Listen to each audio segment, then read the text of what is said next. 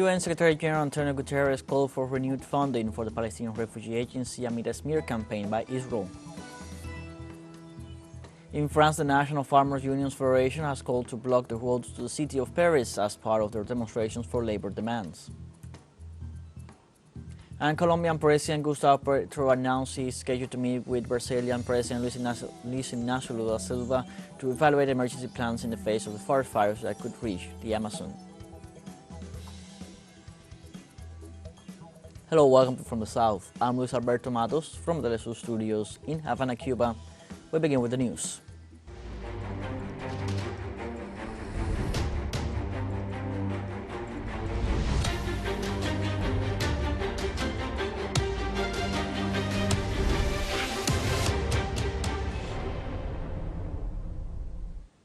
UN Secretary General Antonio Guterres called for renewed funding for the Palestinian Refugee Agency amid a smear campaign by Israel. The UN chief strongly appealed to the governments that have suspended their contributions to at least ensure the continuity of UNRWA's operations. Those in countries including the United States, Canada, the United Kingdom and Italy announced that they are suspending funding to UNRWA because of the alleged involvement of its employees in the October 7th attack launched by the Hamas movement against Israel. Of the 12 allegedly involved, 9 were identified and immediately dismissed by UNRWA Commissioner General Philip Lazzarini, while 1 is confirmed dead and the identity of the other 2 is being clarified. Citizens in Gaza are concerned that if the little humanitarian aid that is entering the enclave stops, the crisis that the region currently experiences would reach a point of no return. If this aid to the Gaza Strip is stopped, it will obviously trigger a famine here in Gaza. Imagine if with the little aid that was already coming, people could barely get their daily food. I believe that if this order is executed, Palestine would enter into a real famine.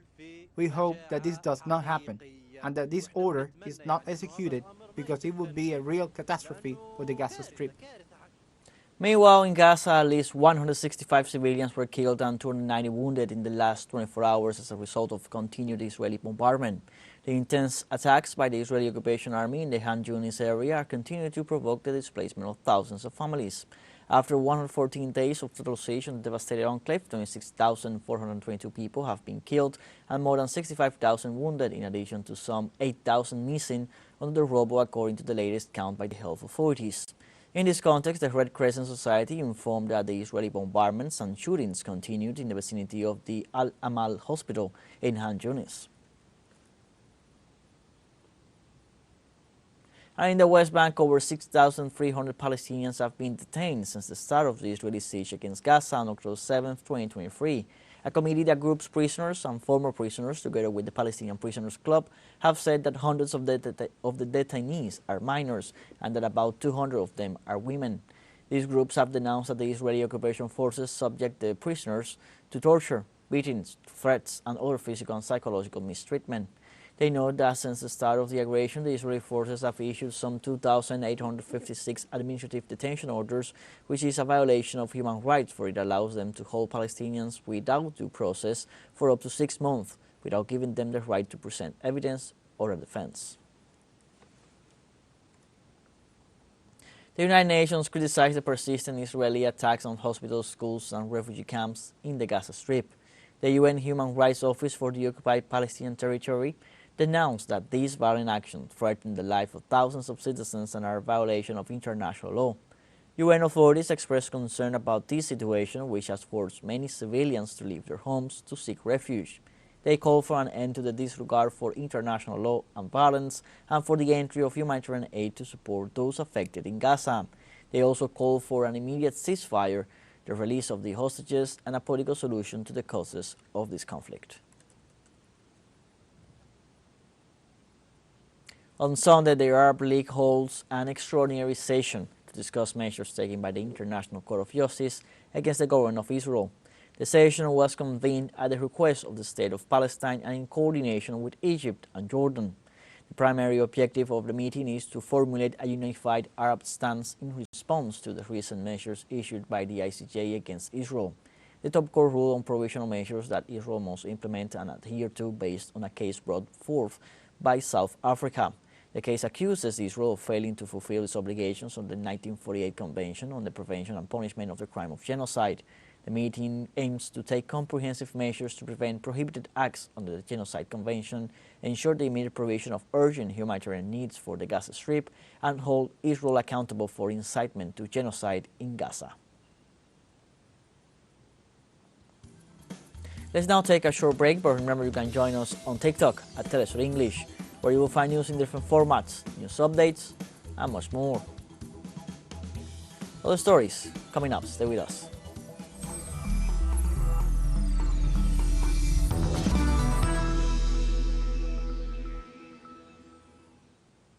Welcome back from the south. The governments of Mali, Burkina Faso, and Niger announced their decision to leave the Economic Community of West African States, ECOWAS. The heads of state released a statement underlining the feeling of disappointment and betrayal felt towards the organization. The governments of Mali, Burkina Faso, and Niger added that ECOWAS had moved away from the ideals of its founding fathers and from Pan-Africanism. They also deplored what they considered an influence of foreign powers on the organization, claiming that the body had become a threat to its member states. The statement criticized the organization's response to the security challenges in these countries, while denouncing also the application of sanctions which weaken populations affected by years of violence.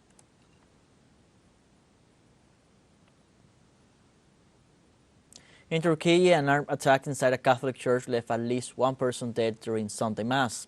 The incident took place in Istanbul. According to authorities, two masked men burst into the church of Santa Maria, opening fire on the congregation.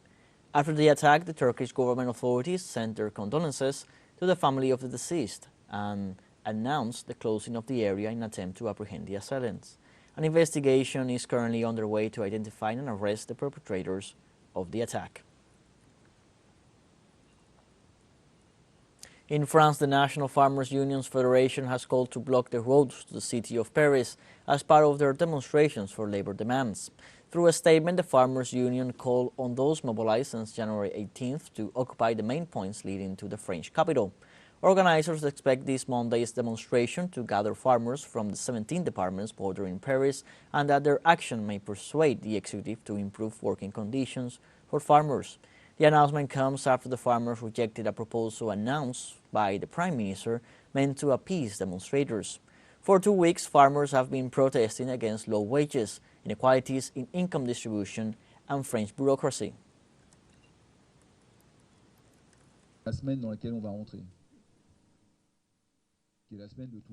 In the coming week, which is the week of all dangers, either because the government won't hear us, or because the anger will be such that everyone will then take their responsibilities. But what I'm going to say to you is that we have to be vigilant. There's fatigue. There's determination. But what makes us all strong is to remain lucid. On Sunday, Finland held the first round of the presidential elections, and according to polls, Conservative leader Alexander Stubb has a 4-point lead. About 4.5 million Finns were called to the polls to vote between 8 a.m. and 8 p.m. local time. Given Stubb's slim lead, experts expect him to fall short of the 50% needed to avoid a runoff election. According to authorities, 44.2% of voters already has cast their ballots in advance, so experts predicted results to be announced by the end of the day. People in Finland believe this election could affect international politics and the country's relationship with the Russian Federation, with which they share over 1,300 kilometers of border.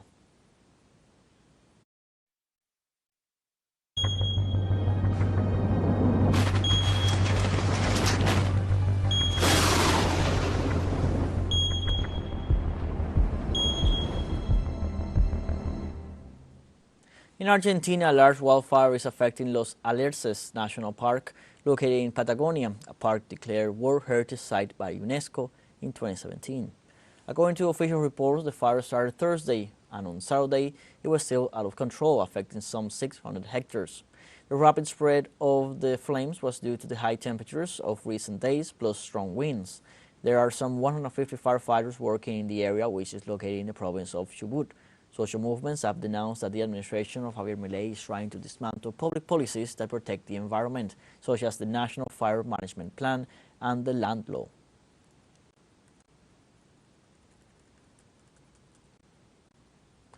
In Ecuador, a forest fire has consumed around 250 hectares in the ecological reserve El Ángel in the province of Carchi, bordering Colombia. The fire started last Wednesday, and 170 members of several fire departments of Ecuador have been deployed to try to fight it. The Secretariat of Risk Management informed that so far, the causes that started the flames in the buffer zone of the reserve area are unknown. This fire is occurring at a time when neighboring Colombia has experienced a series of forest fires in several areas of that country. And in Colombia, authorities confirm a decrease in the number of active fires in the country, registering this Sunday at least 4 less outbreaks than the ones reported on Saturday. According to the National Unit for Disaster Risk Management, in the last 24 hours, 23 forest fires have been extinguished in different areas of the country, allowing to control a total of 343 of these fires to date. The fire department continue working to extinguish at least 14 fires that remain active and continue to affect forests and moorlands, mainly in the Andean region of the country. The most affected departments and where the fire outbreaks are still active are Boyacá, Huila, Córdoba, Magdalena, Vichara, and North Santander.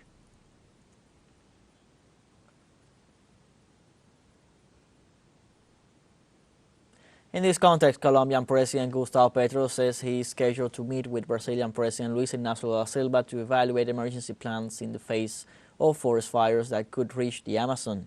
Petro made the announcement at a meeting at the Unified Command Post where they talked about the El Niño weather pattern. Petro is concerned for what could happen in the area of the Amazon rainforest shared between the two countries should the wildfires that have broke in several areas of the Andes mountain range were to reach the Amazon. President Gustavo Petro said it is necessary to have a plan of action ready to face this possible scenario. We have a second short break coming up, but before we invite you to join our WhatsApp community for our English-speaking audience. You can scan the QR code on screen to join directly and share the link to reach more people.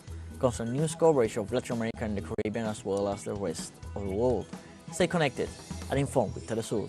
For a short break, don't go away.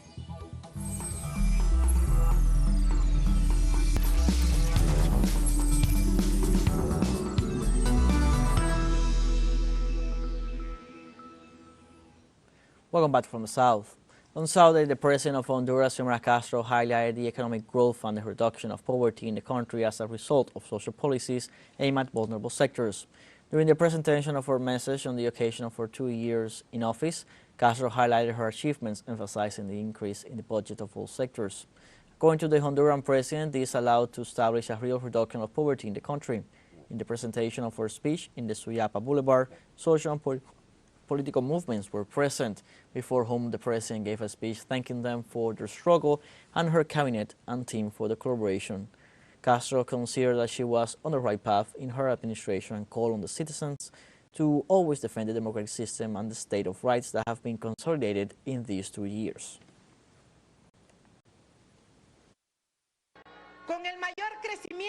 With the highest economic growth, credits and support for production in the countryside, we have put order in public finances and the state's single fund. We promoted the largest investment in infrastructure in history. We have increased the budget of all social sectors, education, health, security, and vulnerable groups. The head of state, Xiomara Castro, rejected sanctions and blockades against the Honduran people. We reject blockades, sanctions, and imperial interference against our people. We are in a zone of peace. In Venezuela, the representative of the national government at the dialogue table with the opposition, Sector Rodriguez, emphasized that Caracas remains committed to dialogue despite conspiratorial attempts by the far right. On behalf of the government delegation, the governor of the state of Miranda rejected the reactions of the opposition after the decisions announced by the highest Venezuelan court regarding some disqualified opposition leaders. Furthermore, Rodriguez rejected the statements made by spokespersons of the U.S. State Department regarding the adoption of possible anti-Venezuelan measures after the decisions announced on Friday. In this regard, he assured that Washington was led into a trap by a part of the opposition. He also ratified the disposition to continue dialogues in spite of the anti-democratic actions of a sector of the opposition.